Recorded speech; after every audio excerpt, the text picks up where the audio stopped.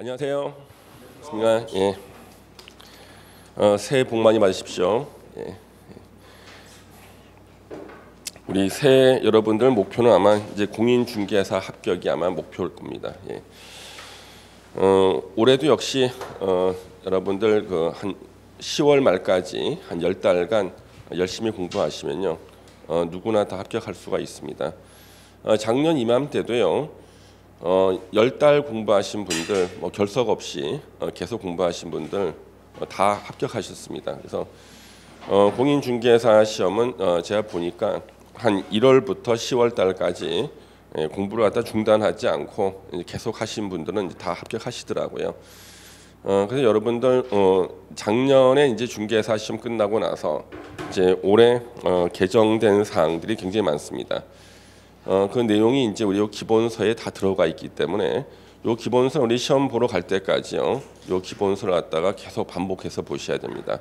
그래서 중요한 내용 체크를 잘 하고, 그래서 요 기본서를 갖다가 여러분들은 이제 내용을 이제 줄일 줄 아셔야 돼요. 그래서 요 기본서는 만점 95점에 맞춰져 있습니다. 95점이에요. 그 만약에 공법 100점을 맞기 위해서 책을 쓴다 그러면요, 요 두께가 요 2배로 늘어나야 됩니다. 그래서 요 현재 공인중개사 공법 교재는 95점에 맞춰져 있고요. 그래서 요걸 갖다 여러분들이 내용을 이제 계속 압축해 가면서 중요한 거 밑줄 치고 체크해서 공부를 하셔야 됩니다. 혹시 지난달에 강의를 안 듣고 자기가 태어나서 부동산 공법을 처음 공부하신 분 혹시 계십니까? 나는 부동산 공법 처음 공부한다. 예. 처음 공부에 상관없습니다. 다른 분들 별 기억 안 나요. 예. 그래서 이제 부동산 공법은 자, 보겠습니다.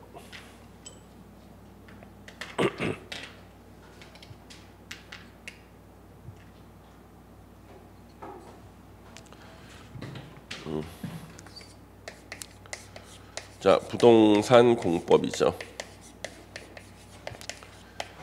우리 부동산 공법에 대한 정의, 우리 부동산에 대해서 규제하고 조정을 가하는 법을 말합니다. 부동산 공법은 부동산에 대하여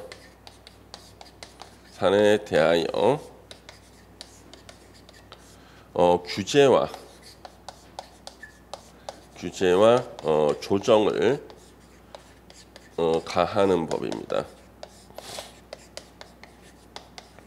그래서 부동산에 대해서 규제와 조정을 가하는 법을 이제 통칭해서 우리는 다 부동산 공법이라고 부르고요. 그럼 부동산에 대해서 규제와 조정을 가하는 법이 몇 개나 있냐 그러면요, 3년 전에 한번 쉬어봤더니 118개 정도가 돼요. 118개 법률이 있습니다. 이 118개 법률 중에서 우리 공인중개사가요, 중개업을 하기 위해서 꼭 알아야 되는 거, 여기서 6개의 법률을 뽑은 거예요.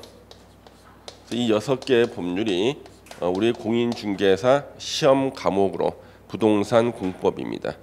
원래 우리 부동산 공법은 118개나 되는 그 엄청난 법률인데 그 중에서 딱 6개만 선정해서 부동산 공법 시험 과목으로 한 겁니다. 근데 이 6개만 해도 분량이 엄청나게 많아요. 한 2,500개 조문 이상이 되고, 여러분들이 공부하시는 공인중개사법은요 120개 정도 조문이에요. 공인중개사법은 120개 조문 가지고 120개 가지고 40문제 나오고, 우리는 2,500개 법조문 가지고 40문제가 나옵니다. 그러니까 우리 공인중개사법보다 부동산 공법이요 분량이 20배가 넘어요. 엄청나죠? 2배도 아니고 20배나 된다고요. 그래서 여러분들 공부 더 열심히 공부하셔야 됩니다. 그래서 여러분들이 요 부동산 공법 이제 우리 2월 달 강의 요 이제 기초 강의인데, 지난달에 11월, 12월 달에 우리가 입문 강의가 있었습니다. 그래서 여러분들은 입문 강의가 있는데, 요 입문 강의 11월, 12월 강의인데요. 요거 앞에 여러분들 한 1강부터 한 5강 정도까지는 듣고 오셔야 돼요. 1강부터 한 5강까지는요. 그래서 요 1강부터 5강까지가 부동산 공법을 공부하는 기초적인 내용들이 나와요. 그러니까 시도지사가 뭐고, 특별시장, 광역시장, 뭐 자치구청장이 어떤 사람이고, 그다음에 행정계획의 기본적인 체계 같은 것이 나오기 때문에 동영상으로 11월, 12월 달에 요 입문 강의를 해놓은 거 1강부터 5강까지는요 꼭 한번 들으시고 요 우리 기초 강의를 따라오셔야 됩니다. 왜냐하면 요거는 가장 기본적인 내용들이라서 이걸 갖다가 계속 매달 강의할 수가 없어요. 우리가 만약에 영어 공부를 할 때요 토익 공부를 하는데 알파벳을 갖다가 계속 강의할 수가 없죠. 그래서 A, B, C, D 알파벳은 이미 공부했다는 전제하에 이제 토익 공부해야 되는데 그래서 1강부터 5강까지가 영어로 말하면 알파벳 같은 겁니다. 그래서 여러분들 요거는 꼭 다시 한번 들어보시고 수업을 따라오셔야 돼요.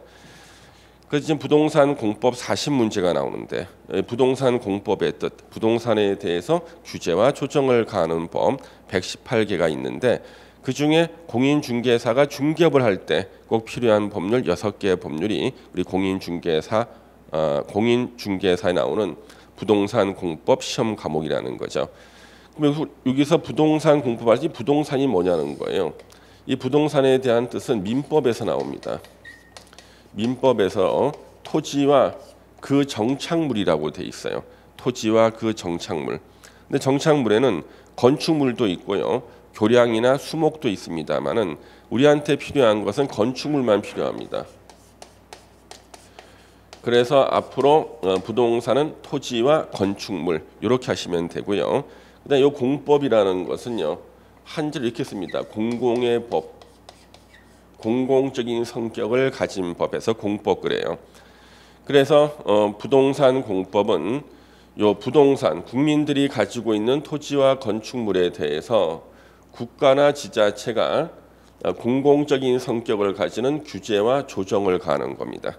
그래서 이것이 국민들이 가지고 있는 토지 건물에 대해서 국가나 지자체가 규제와 조정을 가하는데 이게 다 공공적인 성격을 갖죠. 이것을 공법이라고 합니다. 그 6개의 법률이 우리 시험 과목이 되는데 그럼 요 6개의 법률은요. 우리가 분량이 엄청나게 많아요. 그래서 제가 항상 강조하는 게 자, 우리 부동산 공법에 제 공부량이 이만큼을 공부하면 이게 100점이라는 거예요. 이 정도 분량이 이제 100점을 맞출 수 있는 공부 분량이다. 그러면 요거 이제 절반을 공부하면은요. 여기가 95점이에요. 이만큼이. 여기가 5점입니다. 그러면 우리는 주로 요 95점 쪽에서 공부를 해야 되는데 이쪽에서 공부하시면 안 돼요. 여기 두 문제밖에 안 나오니까. 그래서 공법 100점 맞는 사람하고 95점 맞는 사람은 공부량이 2배가 차이가 나는 겁니다. 그 만약에 우리 요 공법 책을 100점 맞게 쓴다 그러면 책 두께가 요 2배가 돼야 돼요. 벽돌처럼 운동할 수도 있게 두껍게 나와야 됩니다. 그런데 절반을 줄여 가지고 요 95점 맞춰 놓고요. 그런데 이 공법을 갖다가 95점에 맞춰서 공부했다 그래도 100점 맞는 사람들이 있어요. 그래서 매년 저한테 배우고 난 다음에 합격하시고 나서요. 자기 성적표 중에서 부동산 공법 성적표를 점수를 휴대폰으로 찍어서 저한테 보내는 사람이 있어요. 이메일로. 100점 맞았다 자랑하려고. 원래는 95점만 맞아 정상인데요. 이걸 공부하다 보면 요 두 문제는요. 정답을 추리할 수가 있습니다. 이거는 이래서 안 되고 이렇게 다 지워가지고 이게 왜 정답인지 모르지만 이게 정답이 될 거다 해서 찍는 경우가 있다고요. 그래서 100점 맞으신 분들이 저한테 이메일로 사진 찍어서 보내는데 깜짝 놀랍니다. 공법을 100점을 맞다니. 그렇죠? 예. 공법 100점 맞는 사람은요. 되게 생활이요. 우리가 좋게 말하면 아주 건전하죠. 공부만 딱 하는 거고요. 아주 재미없게 살아야 됩니다. 예. 그래서 우리 100점까지는 필요 없고요, 여러분요. 합격할 정도의 수준만 공부해도 충분하거든요. 일단 우리는 요 95점을 중심으로 공부하시고요. 요 두 문제 분량은 제가 아예 안 가르칠 거예요. 그다음 이거 다시 이거 절반을 공부하면요, 이거 80점이 나옵니다. 전체 분량의 4분의 1만 공부해도 80점이 나와요. 그 다음에 여기 다시 또 절반을 공부하면 60점이 나옵니다. 이렇게요. 이렇게. 자, 그러면 우리 부동산 공법이요. 분량이 많을 때 우리는 주로 어디서 공부를 해야 되냐 그러면 이쪽에서 주로 하셔야 되는 거예요. 이쪽에서. 이쪽에 주로 공부를 해야 됩니다. 우리가 1월 달, 2월 달 강의는 여기 한 90점 정도에 맞춰 놓고 하는 거예요. 3, 4월 달 강의는 95점 다 공부하고 그래서 계속 여기를 공부하셔야 되고 이쪽은 공부를 안 하는 게 좋습니다. 이렇게요. 그래서 근데 보통 우리 수업 시간에 저한테 질문하거나 인터넷으로 질문하시는 분이 질문 10개를 하면요. 그중에 9개는 다 이쪽을 질문하시는 거예요. 이쪽이 더 탐구심을 자극하는 거예요. 그럼 제가 여기는 시험에 안 나오니까 요것은 관심을 끄라 그러면 진짜 관심을 끄셔야 됩니다. 근데 그 대부분의 분들은 저를 믿고 관심을 끄는데 가끔 가다가 어떤 분들은 혹시 지가 몰라서 대답 안 하는 거 아닐까 이렇게 오해하시는 분들이 있어요. 저 여기 20년 공부했기 때문에 웬만한 여러분들이 물어보는 건 다 대답을 해드릴 수가 있는데 본인한테 전혀 도움이 안 돼요. 이쪽은요. 그래서 이쪽을 주로 공부를 하셔야 됩니다. 그래서 이렇게 공부를 하셔가지고 우리가 분량을 줄여야 되는데 이 118개 법률 중에서 어떤 법률이 어떻게 있냐 그러면 첫 번째가 우리 첫 번째로 공부해야 될 법률이 국토의 계획 및 이용에 관한 법률입니다. 국토의 계획 및 이용에 관한 법률입니다. 이용에 관한 법률이 이렇게 있어요. 자, 이 국토의 계획 및 이용에 관한 법률은요. 요거 우리 부동산 공법의 기본법이라고 불려요. 기본법. 왜 기본법이냐 그러면요. 요 118개 법률이 부동산 공법이라고 그랬잖아요. 요 국토계획법, 약어로 국토계획법이라고 부릅니다. 국토계획법을 공부를 안 하면 나머지 117개 법률을 읽을 수가 없는 구조로 돼 있어요. 그래서 국토계획법을 공부를 해야지만 다른 117개 법률을 읽을 수가 있는 그런 구조로 돼 있다. 그래서 이것이 부동산 공법을 공부할 때 가장 중요하고 기본이 되는 법, 보통 이 기본법이라 그러고요. 약어로 국토계획법이라 그럽니다. 근데 요거는 시험 문제가요. 이게 시험이 12문제가 나와요. 그러니까 40문제 중에서 12문제밖에 안 나온다. 그래서 요것이 분량이 30%도 안 되는 거죠. 그렇죠? 출제 빈도가. 그렇지만 우리가 처음 1월 달, 2월 달요. 요 기초 강의를 할 때는 시간의 50% 이상을 요걸 투자를 해야 됩니다. 50% 이상을 투자를 해야 돼요. 왜요? 요걸 갖다 우리가 정복을 해야지만 밑에 나머지 5개의 법률을 쉽게 이해할 수가 있어요. 그래서 국토계획법이 제대로 공부가 안 되면 나머지 5개의 법률은 전혀 이해가 되질 않습니다. 그래서 처음 1월, 2월 달 공부할 때는 우리는 요거 50% 정도의 시간, 절반 이상의 시간을 투자해서 요것을 정복을 하셔야 돼요. 그 다음에 우리 두 번째로 공부하는 법이 도시개발법이 있습니다. 요 도시개발법은요. 도시개발 사업할 때 쓰는 법이에요. 그래서 우리나라에서 제일 유명했던 도시개발 사업이 용산 역세권 개발 사업이에요. 물론 실패했습니다. 용산역 앞에다가 선착장을 만들어 가지고 배를 타고 중국까지 가는 거였습니다. 그 실패했어요. 수용 보상금이 너무나 많이 나와서. 그러면 용산 역세권 개발 사업을 도시개발법으로 할 때는요. 예상 문제를 우리가 확실히 알 수 있었어요. 용산에서 문제가 됐던 게 다 시험 문제 나왔거든요. 근데 지금은 그 사업 실패했기 때문에 그 다음부터는 우리 경기도 쪽에서 도시개발 사업을 많이 합니다. 경기도 쪽에. 특히 용인시 같은 데가 도시개발 사업 많이 해요. 그래서 용인 같은 데서 도시개발 사업할 때 문제가 됐던 내용들이 주로 시험에 나오는 겁니다. 이거는 시험에 6문제가 출제가 돼요. 6문제. 그 다음에 도시 및 주거환경정비법이라고 있죠. 주거환경정비법. 자, 요 도시 및 주거환경정비법은요. 우리 앞으로 그냥 정비법이라 부를 거예요.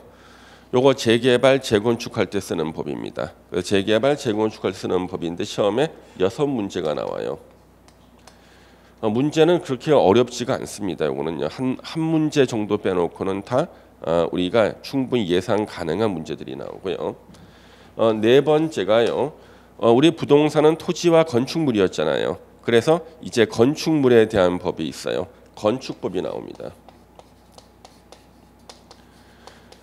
그래서 여기 118개 부동산 공법 중에서요. 건축물에 대한 법들이 굉장히 많습니다. 10개 이상이 있어요.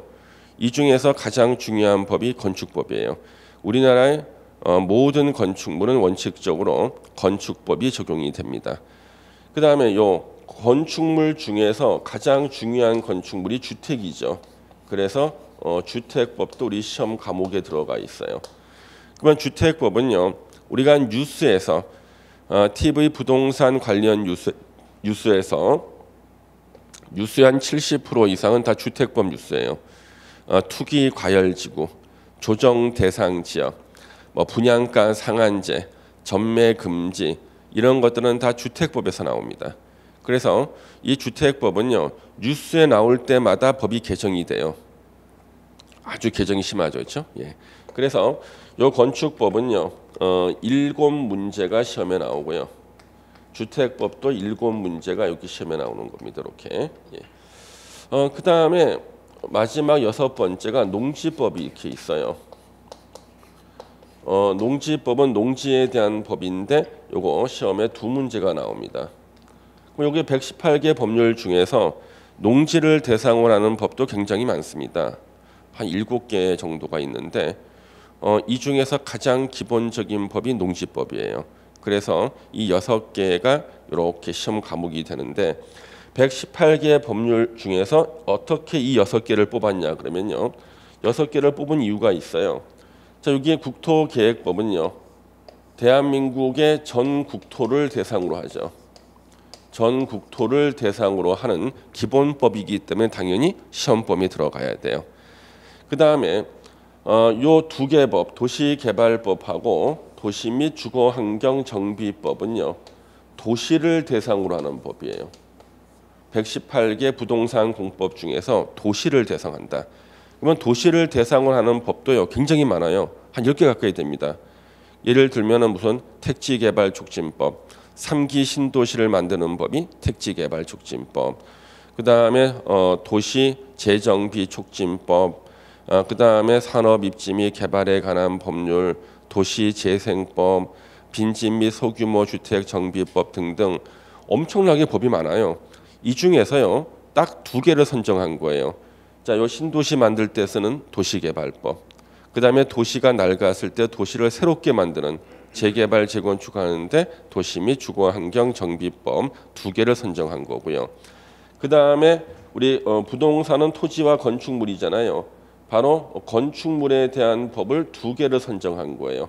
건축물에 대해서 건축물을 대상으로 하는 법. 그래서 건축법과 가장 중요한 건축물인 주택에 대한 것 2개 법. 그 다음에 우리가 개발이 안 된 땅이 있습니다. 개발 안 된 땅이 비개발지예요. 비개발지. 우리 비개발지는 2개입니다. 농지하고 산지. 우리 보통 임야라 그러지만 임야는 지목을 말하는 거고요. 농지, 산지 그래요. 농지와 산지.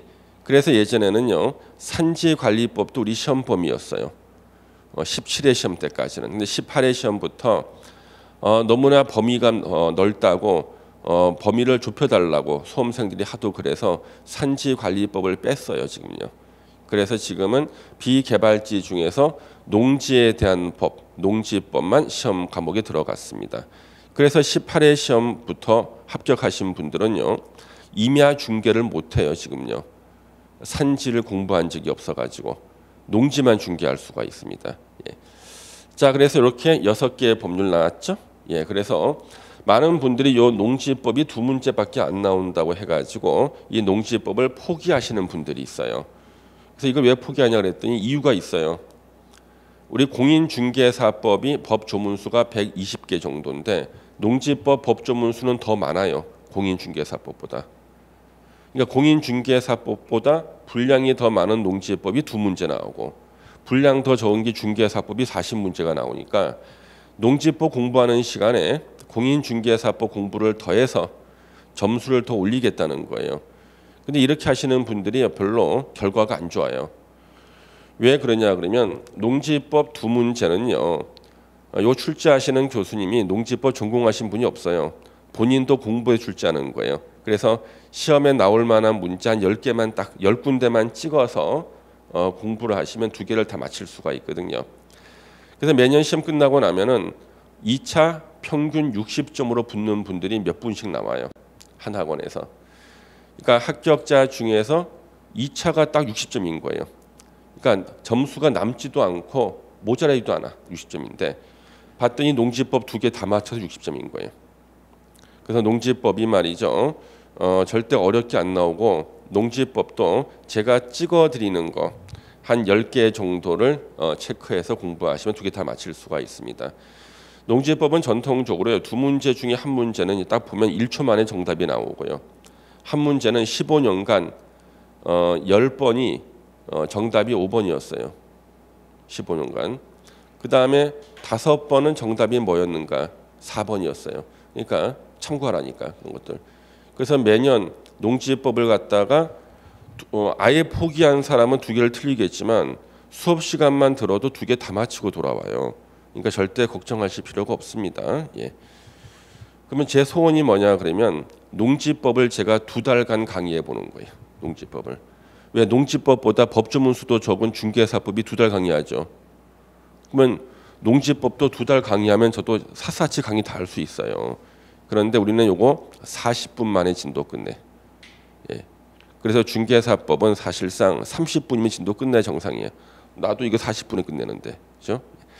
자, 그래서 이렇게 우리가 앞으로 공부할 거고 이제 우리 요 국토 계획법 있죠. 요 국토 계획법부터 출발하는 거예요.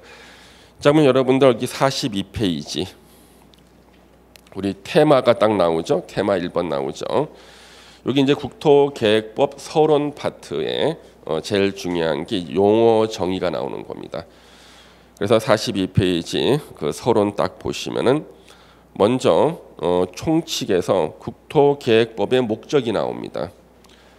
이 법은 국토의 이용, 개발과 보존을 위한 계획의 수립 및 집행 등에 필요한 사항을 정하여 공공복리를 증진시키고 국민의 삶의 질을 향상시키는 것을 목적으로 한다. 법의 목적이 나왔고요. 우리 부동산 공법은요. 그 법의 제1조에 항상 그 법을 만든 목적이 나와요. 목적이요. 그럼 핵심은 우리가 공공복리 증진이에요. 거기 밑줄 치셔야겠죠? 공공복리 증진에다가. 자, 법의 목적에 공공복리가 나오는 것들이 있습니다. 공공복리.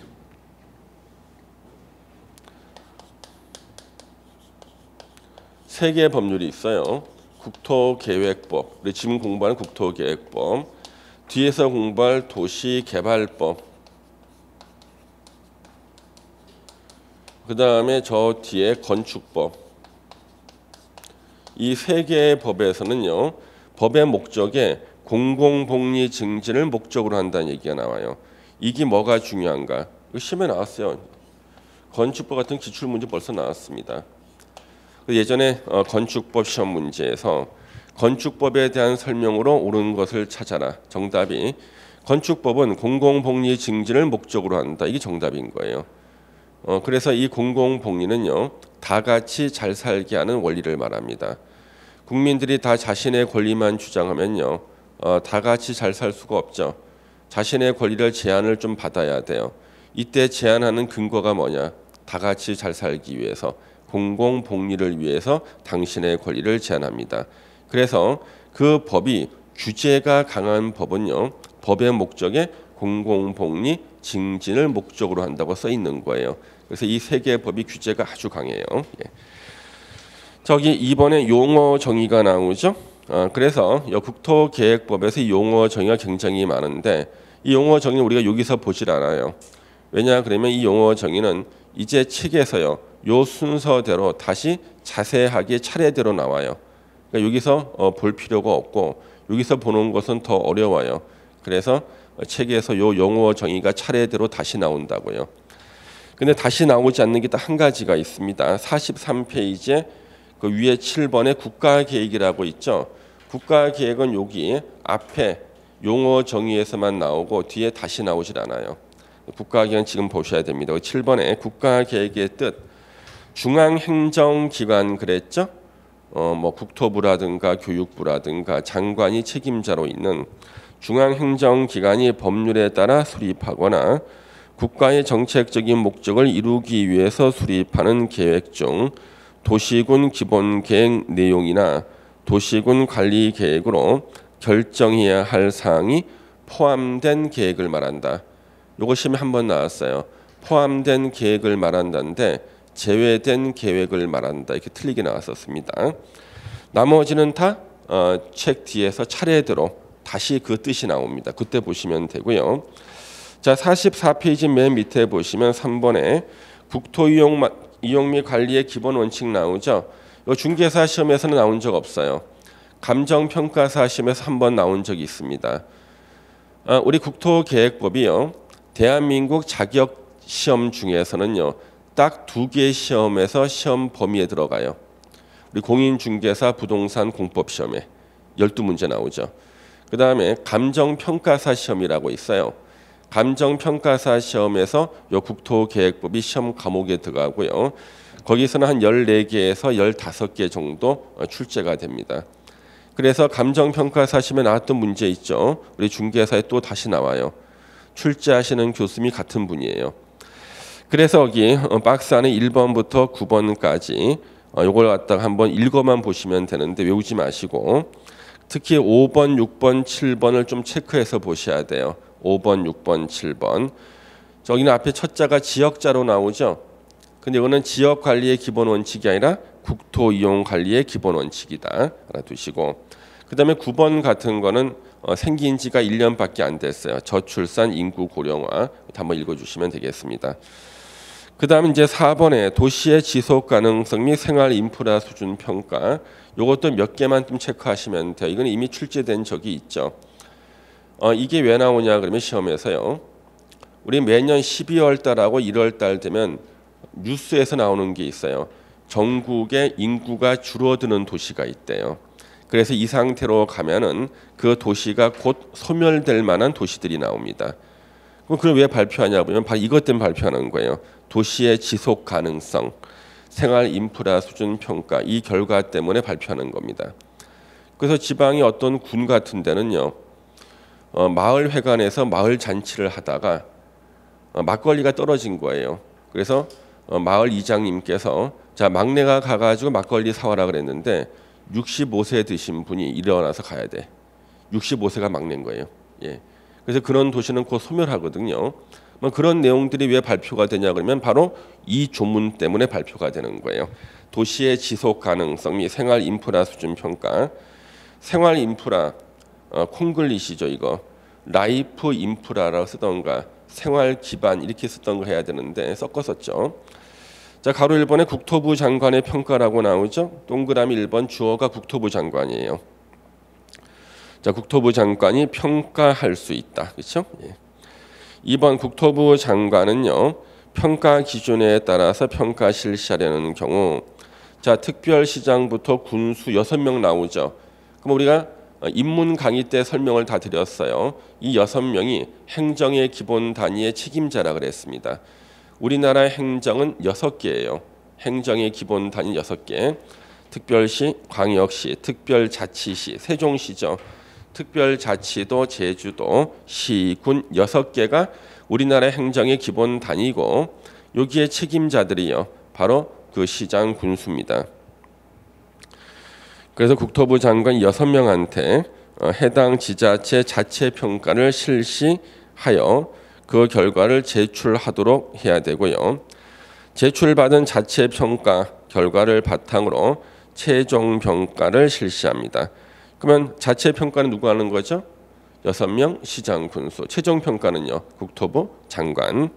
3번의 국토부 장관은요. 도시의 지속 가능성 평가 결과의 일부 또는 전부를 공개할 수 있다. 이것 때문에 뉴스에 나오는 거예요. 평가 결과의 일부나 전부를 공개할 수 있다. 그래서 일부나 전부를 일단 공개한 겁니다. 뉴스에 나오는 거죠. 그다음 우리 도시 재생 사업 한다 그러죠. 골목길에 막 페인트 막 칠하고 그때 쓰는 법이 도시 재생 활성화 및 지원에 관한 특별법인데 법 제목만 알면 돼요. 도시 재생 활성화를 위한 비용을 보조해 주거나 융자해 주고요. 국가 균형 발전 특별법이라고 있습니다. 그러면 혁신도시 들어보셨죠? 이 법으로 하고요. 그다음 우리 공공기관 지방 이전했죠. LH 공사를 진주로 보내고, 그렇죠? 이거 다 국가균형발전 특별법으로 하는 거예요.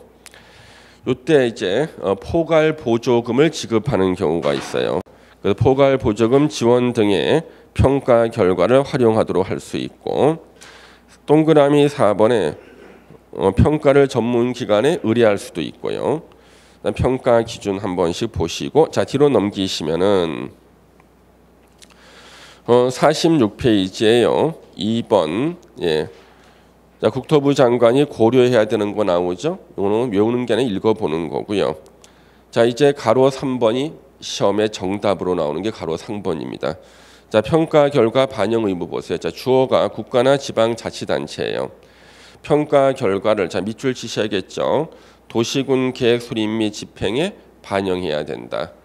그래서 도시군 계획 수립 및 집행에 반영을 해야 됩니다. 절대 광역 도시 계획이 아니고 국가 계획도 아니에요. 도시군 계획 수립 및 집행에 반영해야 됩니다. 그 다음에 여기 5번에 도시군 계획 등의 법적 지위가 나와 있죠. 그래서 자 우리 도시군 계획은 두 가지로 나누어지죠. 그래서 도시군 기본 계획과 도시군 관리 계획으로 구분한다. 그래서 어느 도시의 목표를 정하는 계획, 도시군 기본 계획, 목표 달성을 위한 토지이용 계획을 도시군 관리 계획이라 그러고요. 요 두 개를 합쳐서 도시군 계획이라 그럽니다. 자세한 얘기는 요 다음 시간에 제가 칠판에 쓰면서 설명을 드릴 거예요. 가로 2번에 다른 계획의 기본. 자, 도시군 계획은 6개 시군의 다른 법률에 따른 토지 이용 개발 보전에 관한 계획의 기본이 된다 나왔죠? 예, 그거 한번 또 보시고. 가로 3번에 국가계획, 광역도시계획, 도시군 계획과의 관계가 나오는데 동그라미 1번은 시험에 딱 한 번 나왔어요. 동그라미 2번은 2년에 한 번씩 시험에 나오는데 동그라미 2번은 뒤에 다시 나와요. 그때 설명드리면 되고. 자, 1번 보세요. 광역도시계획 및 도시군 계획은 국가계획에 부합돼야 되고 국가계획 내용과 다를 때는 국가계획 내용이 우선한다. 뻔한 얘기처럼 보이죠. 요거 좀 이따가 또 다시 보실 겁니다. 현재 이 앞부분이 서론 파트라서요. 뒤에 나올 것이 간략하게 앞에 먼저 나와 있어서 그래요. 예. 그 다음에 여기 동그라미 3번 6명 시장 군수는요. 군수가 관할 구역에 대해서 자 오른쪽 다른 법률에 따른 환경, 교통, 수도, 하수도, 주택 등에 관한 부문별 계획을 수립할 때는 자 밑줄 쳐야겠죠. 어느 도시의 목표가 나오는 도시군 기본 계획 내용에 부합되게 하여야 한다. 자, 이런 것들 시험 지문에 다 나왔어요. 그래서 앞에 서론 파트는요. 뒤에 내용을 읽으면 자세히 알 수 있는 게 앞에 먼저 이렇게 나와 있어요. 좀 이따가 다음 시간에 공부하면 요거 다 이해가 됩니다. 그 다음에 거기 가로 4번에 이건 시험에 나오는 건 아닌데 이해를 돕기 위한 법조문이 있죠. 자 동그라미 1번을 보세요. 지금 우리는 가운데 점 찍고 군자가 다 들어가요. 그렇죠? 가운데 점을 찍고 군자가 들어가는 것들이 2012년도에 그렇게 만든 거예요. 예전에는 가운데 점하고 군자가 없었거든요. 근데 시나 특별자치도일 때는 옛날에 부르던 것처럼 가운데 점하고 군자를 빼고 부른다는 거예요. 그래서 시나 제주특별자치도일 때는 여기 보시면은 도시계획, 도시기본계획, 도시관리계획, 도시계획시설, 도시계획시설사업, 도시계획사업, 도시계획상임기획단 이렇게 부른다는 얘기예요. 점하고 군자를 다 빼고요. 예. 그래서 공식 명칭은 가운데 점 찍고 군자가 들어가는 거라도 시나 제주도일 때는 이것을 빼고 부른다. 그걸 좀 알아두시면 되고 6번에 국토의 용도 구분 및 용도 지역별 관리 의무라고 나오죠. 자, 이것도 말이죠. 뒤에서 우리가 용도 지역 파트에서 자세히 공부하는데 서론 파트에서는요. 용도 지역 제목 4개가 먼저 나와요. 자, 용도 구분은 토지의 용도에 따라서 4개의 지역으로 나눕니다. 도시지역, 관리지역, 농림지역, 자연환경 보전지역 4개로 나누죠. 예. 그 요 네 개에 대해서 자세한 것은 역시 용도 지역 파트에 다시 나옵니다. 그 다음에 거기 용도 지역별 관리 의무라고 나오죠. 자, 용도 지역별 관리 의무에 거기 주어를 한번 보세요. 국가나 지방자치단체 나오죠. 이게 절대로 토지의 소유자나 임차인이 아니에요. 교수님께서 다른 데 냈던 시험에 봤더니 토지의 소유자나 임차인으로 틀리게 내더라고요. 국가나 지방자치단체가 필요한 조치를 마련해야 됩니다. 용도 지역별 관리 의무에. 그다음 우리는 도시 지역에 대한 관리 의무 하나만 체크하시면 돼요. 자, 이 법 또는 관계 법률에서 정하는 바에 따라 그 지역이 체계적이고 효율적으로 개발 정비 보전될 수 있도록 미리 계획을 수립하고 그 계획을 시행하여야 한다. 밑줄 칠게요. 미리 계획을 수립하고 그 계획을 시행해야 된다. 여기 밑줄 치십시오. 그걸 우리가 선계획, 옷에다 선계획 후 개발이라 그래요. 그래서 보통 선계획 후 개발, 이거는 제가 쓰는 말이 아니라 국토교통부가 쓰는 말이에요. 계획을 먼저 세우고 그 계획에 따라서 개발한다. 계획 없는 개발은 없다. 그러면서 선계획 후 개발 정책을 취한다. 이렇게 국토부가 발표를 했고요. 그러면 어느 용도 지역, 도시 지역은 어떻게 하는 거예요? 미리 계획을 세우고 개발을 하는 겁니다. 요거 하나를 기억하시면 돼요. 그래서 우리 요 부동산 공부 이 서론 파트를 보시면은요. 뒤에 공부를 하고 나서 다시 앞으로 오면은 다 알 수 있는 내용들의 제목 정도만 가리켜 써놨죠. 그래서 우리가 뒤에를 다 체계적으로 공부하시고 다시 서론 파트 보시면은 서론이 다 이해가 됩니다. 자, 여기 서론 파트 다 끝났고요. 여러분들 우리 책을 보시면 뭐 OX 빈출 지문들 나오죠?